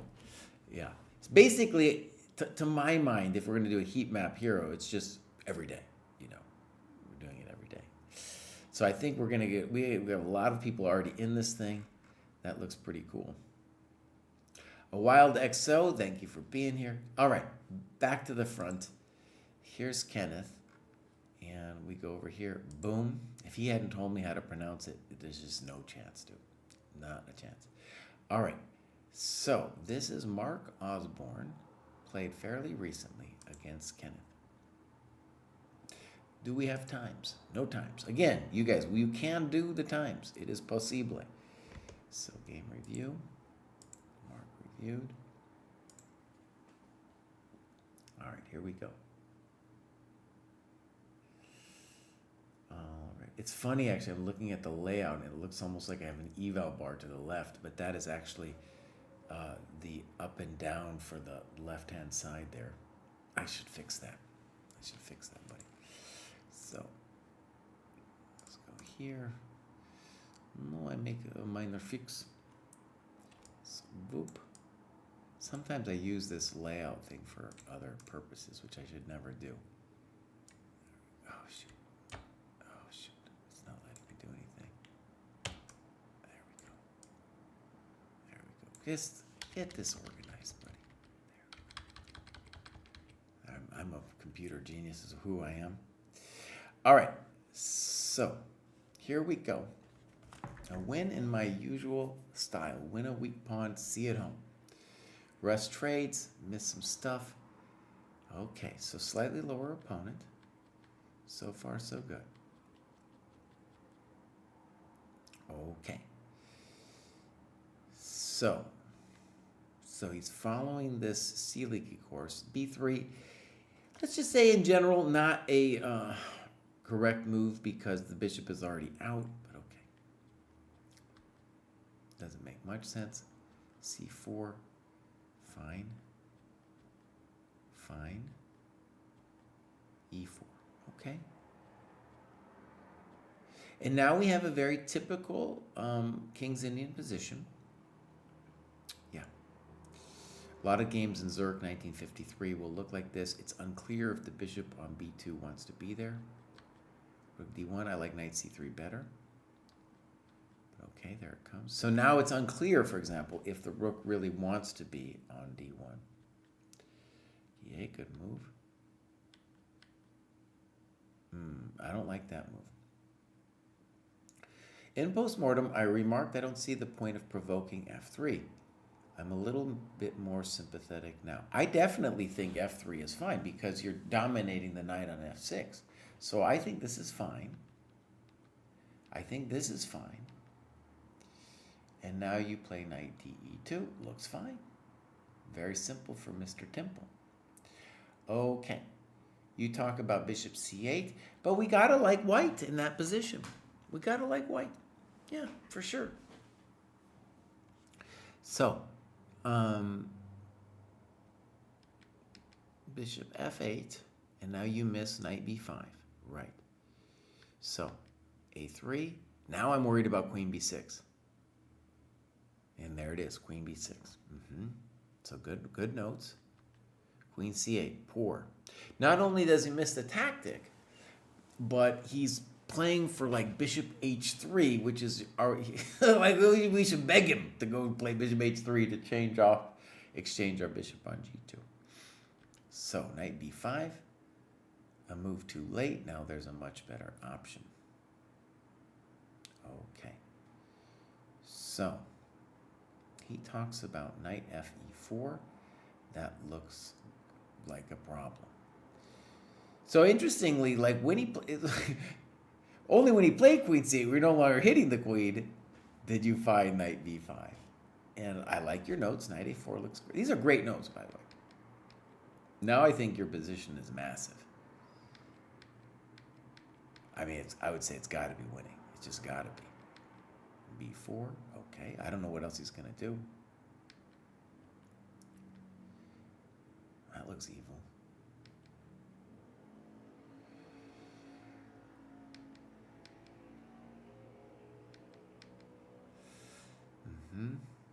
I think it's, well, I understand. So, bishop takes. What else is he going to do? Boom, boom, boom. Okay. So it should be a winning position because he's got a weak pawn and because you're an upper pawn. Check to the miserable king. Maybe frisky. King G2. Wait a second. Wait a second. If he can play queen b6, I don't want him to. I thought you were going to play c5 though. So queen b6. Why aren't we playing c5? Now I get it. Maybe you're afraid of some business here, but aren't we about ready to play knight d4 or something? We get knight d4 and we're doing fine. So this seems weird. Now he gets in. Bishop d7. You talk about bishop c8, queen c3. Queen c3 is interesting, yeah. On queen c3, you could, yeah, queen c3 looks evil. Let's look at your variation. Snip, snop, knight d3. Knight e2 is also a move, of course. That's evil right there. Touchdown. So he needs a good move. G5 is the engine move. Okay. Great annotations. Cool also that you mentioned, that you found it with the engine. Queen d3, that looks good. And this is just poor chess from black to trade that thing. Now he's just pure death. Yeah. Good moves. Good moves. He's not doing nothing. Check the miserable. You didn't need this g4 thing, but okay. Check to the miserable king. Thank you very much. Okay. Chenid. Oh, see? See how hard it is for me? Kenneth. That was a good game. That was also a very good annotation. Very good annotation. Okay, so keep up the good work. That was Kenneth. You could see the heat map heroes. He's joined it. And he's doing pretty good. All right. So back to this thing, this little button. Now we got the Leviathan.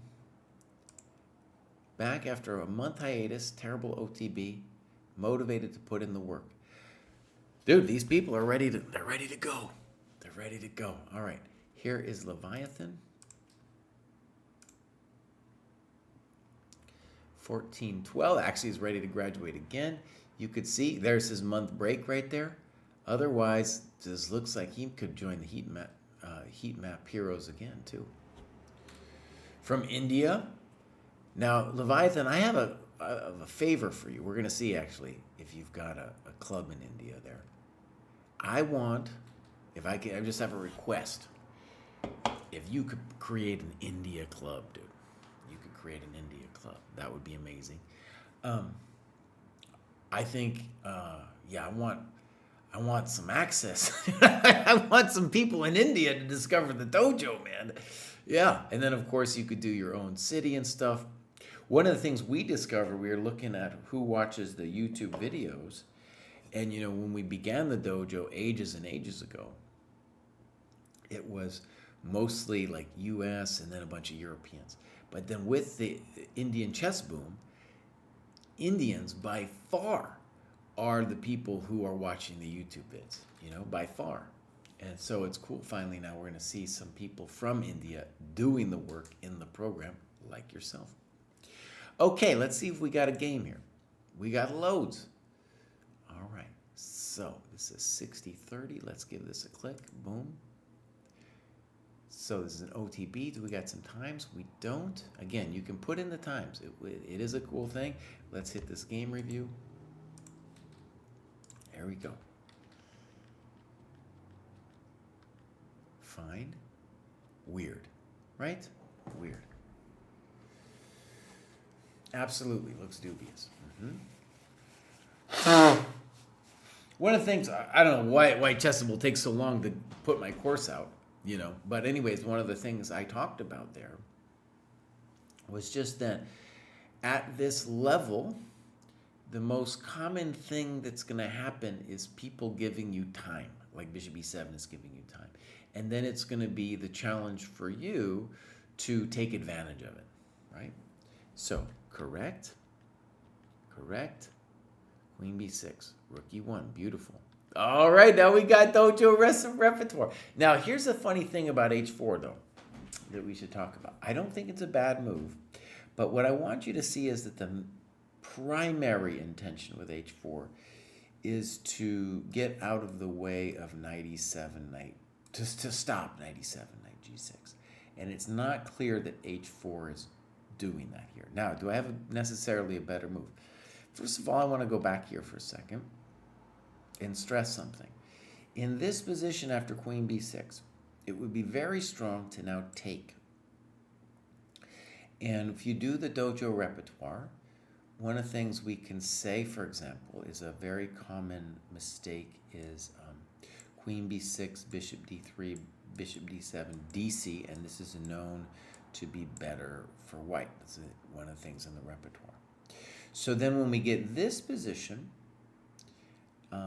let's go to here, then it's obvious that this is the move we wanted to do.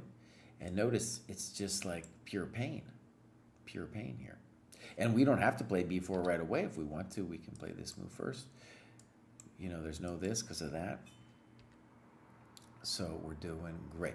So this one, I feel, I still like your position, but I feel is unnecessary. f6. All right, he's getting frisky. C takes, good move. And now this isn't it. That's just not it. So you play knight takes.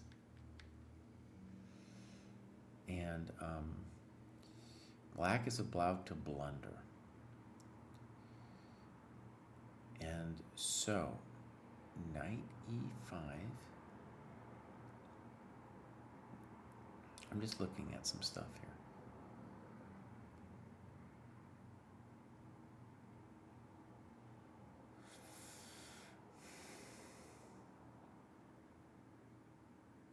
Yeah, it looks very scary for Uncle Harry here. Knight e5, fe, and now he blows it with bishop h4. And these are all good notes. It's hard to know exactly what this guy should do. One thing is he's got to fix the knight. So, although it looks suicidal, I would consider this move. And the point being, if you go here, I'll play knight f7. So now, when you take my business, yes, I'm frightened. I'm doubtlessly frightened here as black. But I might not get mated immediately. And my bishops are kind of strong. So, for example, if you take this guy, maybe queen b2, but I can also go queen d4, tag this thing, and then come over here. And I'm not necessarily dead. Right?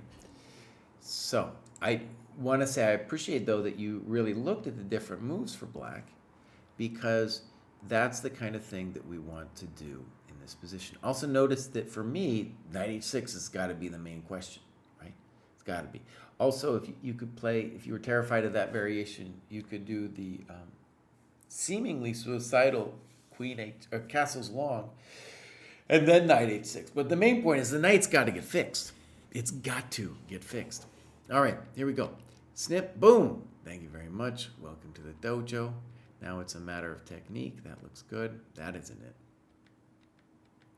Good move. Good move. Check to the miserable. Oh, this is horrible. Thank you very much. Thank you very much. Okay. Now, I'm very happy that we get like a dojo opening repertoire and you're just slamming somebody. So that's pretty good. So let's get back for a second. And we have the ratings going over here. So I think that was a pretty good one. And look, Leviathan, you're ready to graduate again. And so I would say, yeah, at some point when you feel ready, analyze some more games and then graduate again, dude. Clearly you're on a path here. So that looks great. All right, next up, we have It's Me. I do remember It's Me. Let's see what's going on with It's Me. It's been a while, It's Me. Because, right, look at it, Dojo 1.0. We're coming up on our third year of the training program, much longer for the dojo in general. He's been doing some tactics recently. Want him to do the dojo tactics, clubs, no clubs, games, one game. See, Kraai was hoping. Actually, this was played forever ago. Yeah, that was played last year. So It's Me. Thank you for coming back to the dojo. And that's great, dude. That's great. Let's take a look at what happened to your rating that whole time. Jumping all around like a maniac. You know, jumping all around. And so we look at your activity. You're doing some tactics. This is all. Yeah, we want the latest one. Is this correct, Mundo? No. What's going on here? Here. So, tacticos. It's a little bit hard to say. Okay, but it's me. Thank you. Welcome back to the dojo. All right. Chess Grind asks how to use free month at Chess Dojo. Very simple. Thank you for asking. All you got to go is use New York. It's kind of New York. It's NY25. Just go to the site, enter that code, and you can get a free month at El Dojo to check it out.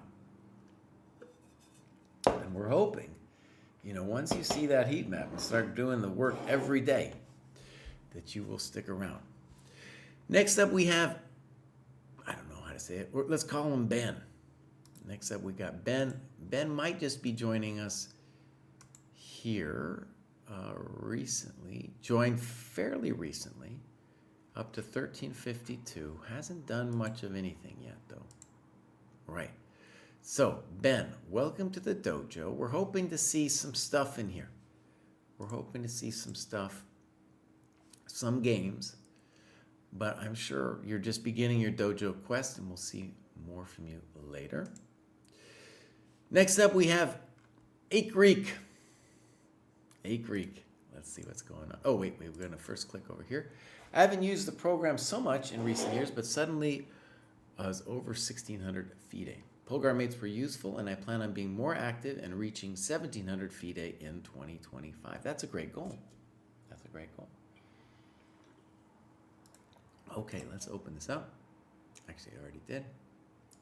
Boom, boom. There's Greek. We're going to give him a follow. A little bit inactive recently. Let's see, hours worked. So, FIDE jumping up there at 1316. And, well, this is actually, I see.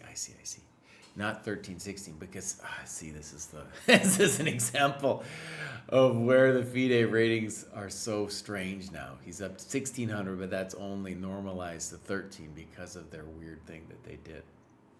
But okay. So, we got some tests done. So the tactics are appropriate to where he's doing, in fact, a little bit better than where he's at. Clubs, European Dojo, great. Say it, tell us where you're from, buddy. A little something, something. Joined January of this year. Last year, no longer this year. Got some activity, this looks great. Let's look at some games, we got loads.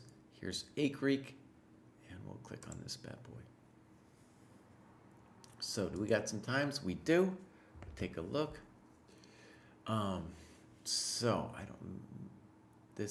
I'm going to guess this was a dojo game just because usually you can't get this time control when you're just playing people online. I don't know. I'm not so sure about that, but that's what it looks like. Reasonable time spent. All right. And now we'll go to the game. All right. So far so good. Right. Now, my experience with this move is that players do this because they're terrified by, like, the exchange variation, right? So instead they play this thing first, but the problem with knight c6 is d5 is definitely a nice position for white.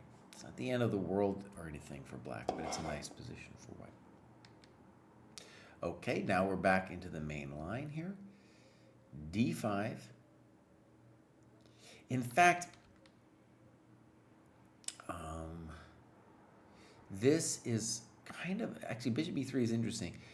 My understanding is this actually leads to a position that's thought to be better for white, and the key move for white now is knight d2. Yeah. So the way this would normally happen is e5, bishop e3. A friend of the dojo, Sam Shanklin, I believe, did a course on this. Kind of the positional trick of the whole deal is to get this, and you're saying, look, I got the perfect setup now, and I'm not going to castle, or at least probably not. Probably not going to castle. Yeah, white's got a great setup here. Okay. White doesn't understand that, plays h3. Now we have several good moves. I like knight h5. What did you do? Good move. You say knight h5 is probably too aggressive. I don't know why if White is going to castle kingside. I like knight h5. Queen d2. And you write g3 seems to neutralize the knight. Now, to my mind, the big question is, well, what about f5? How do we feel about that position? To me, it looks like a really hectic position, and I cannot promise you what's happening here. I don't know, man. But this would be the one to analyze, right? And it's full hectic. It's the full hectic here. There's all kinds of EFs and knight e5s, but in principle, I believe that black should be okay. But all right, queen d2 wasn't it. f5, good move.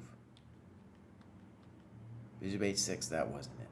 So one of the things you'll see is you'll see players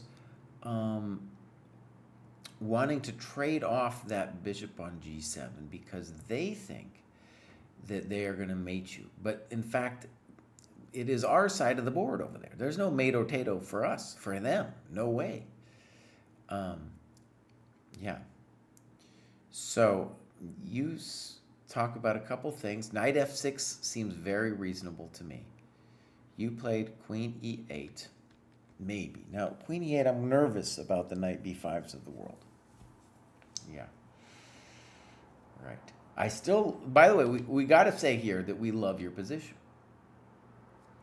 We love it because he is in the act of trading off his good bishop and losing time to do so. Right? So you've got loads of good moves here.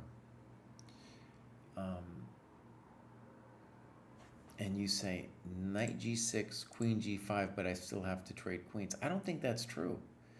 You could play bishop takes, queen takes, and then knight in, and it looks evil. You know, looks evil. All right, so queen e8.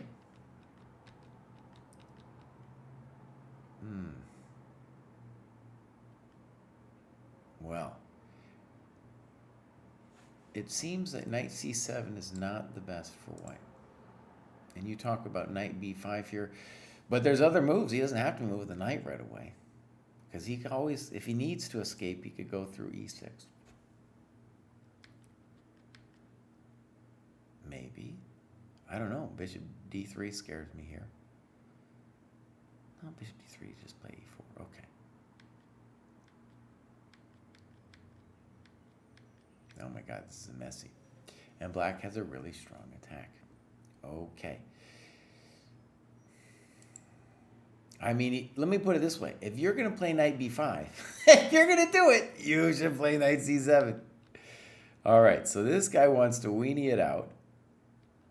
e4. Okay, here we go. Snip, snop. Knight d4. Rook f7, very good. f3, I don't know. Send him home. Rook e7. So e3 looks very strong, and you talk about how it might be weak on e3. Knight f4 might also be a good move. Knight h5 might be a good move. You got a lot of juice here in this position that you should think about. By the way, you get a King's Indian position like this, it's time to look to start partying, you know? And one of the things just intuitively I want you to see is the problem with rook e7 intuitively is, what about this guy? What about this guy, right? You're going to eventually want to bring him over here. So that's the thing that should lead you to say, rook e7, I don't know about that. Right? All right, rook e7. Good. Good. Interesting. I think he needs to take. Yeah. Uh-huh. And you say you didn't see bishop a4. Okay. But if we have to play c5, we're in big troubles. So already our position went poor. So we lost the thread beginning with rook e7. Now Now the development is fine for white. We have a weak pawn. Still, I want to believe in you, my friend. I want to believe in you. What do we need to do? We need to fix the knight on g7, right? Well, how about our old friend e3? Right? Okay, so you missed this bishop a4 move, exclam. Now I think we're probably lost because everything's hanging. Well, now maybe knight f5 is fine, but notice that it at least helps us get rid of our nasty knight.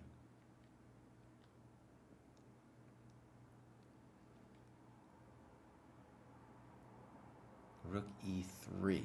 I don't like that move. I definitely knight d5 is what I think you should do. Rook f7. I don't like that move.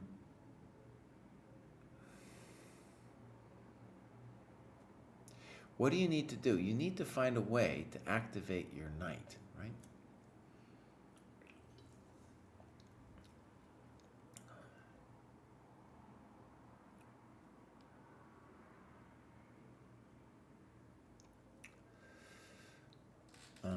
And also, let's just say the obvious, you are trying to somehow get enough play that you're not just outright losing. Rook e3 is suspicious because the rook doesn't really want to be trying to blockade the pawn. Anyways, I'm trying to make knight e5 work. It's not working for me. This isn't it, though. A little frisky here. Rook, knight takes e4.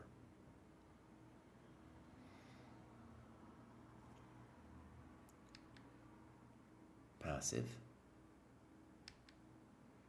Knight e5, b3.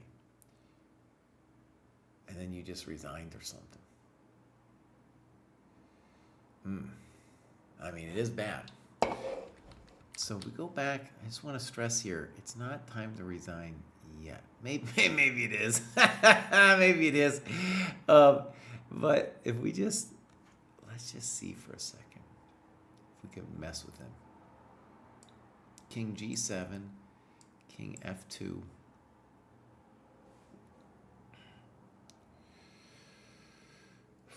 It's definitely bad. I'm not going to lie to you. Maybe rook e6 here. Yeah. Not over yet completely. All right. Good game. And there's a lot, I think if you study this, there's a lot, first, about the King's Indian in general to learn. One is this move order thing.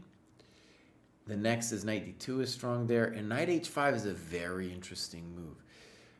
Why is knight h5 cool? Because if you go knight d7 or knight d8, g4, I'm sure it's playable for you, but it will be a question, you know.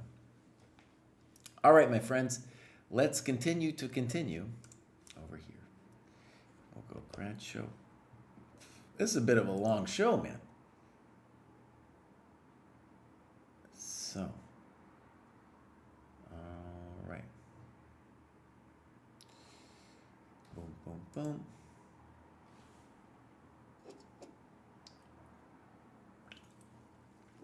Okay. So, they're talking about all kinds of things. I don't know what they're saying. I am going to keep on keeping on, however. Here we have Wild Rook. Graduated after returning from an extended break. A bit rusty, but at the same time, it felt like whatever I had been working on before had consolidated, and I was able to rapidly gain some rating without too much additional work. Still struggling with longer calculation, especially when the opponent has multiple resources and have to go a few moves deep. This is a great example. Polgar mates probably look at that game. Certainly help generally tactically, but are only two moves and have an organizing goal in that you are going for mate every time. Not sure if this is related, but I did find on the mates test and the two Chess.com tactics ratings, but I had a hard time with the one tactics test I took. I felt like I did not have nearly enough time for each position to figure it out. Maybe I should have spent more time on a few select positions instead of trying to do them all. But nonetheless, I wonder if the poor result is indicative of something. Okay, first thing we're going to do is I'm going to copy this bad boy, this link here. Whoop. And we're going to click on Mr. Wild Rook. And we're going to give him a follow. And I'm going to guess maybe he hasn't, let's see what's going on here. Maybe he hasn't really been logging the business until recently. So, yeah, because he's done tactics tests and all this stuff, so I have a feeling he just hasn't been logging it. So we got this. This is looking good. And but I just want to say that you just did one test, so you should not take anything as indicative with one test. And I do think there's a little bit of a learning curve to our tactics test because it's hard the way we've got it set up. It's like, you know, if you haven't done it before, those who haven't done it, like you have to put in the moves for your opponent as well, just like a real game. It's not like these things on Chess.com where the computer just does the opponent's move for you. Yeah, so I would say definitely do some more before you come to a conclusion about the tactics test there. All right, here we go. Clubs. New York City, great. Activity, okay. So I think they probably did some stuff before, like they said, and now I want to just go and look at this game. Do put down. So, time. Oh, here was an interesting time graph. So there is that. 45 plus 30. This is a dojo game, so that's cool.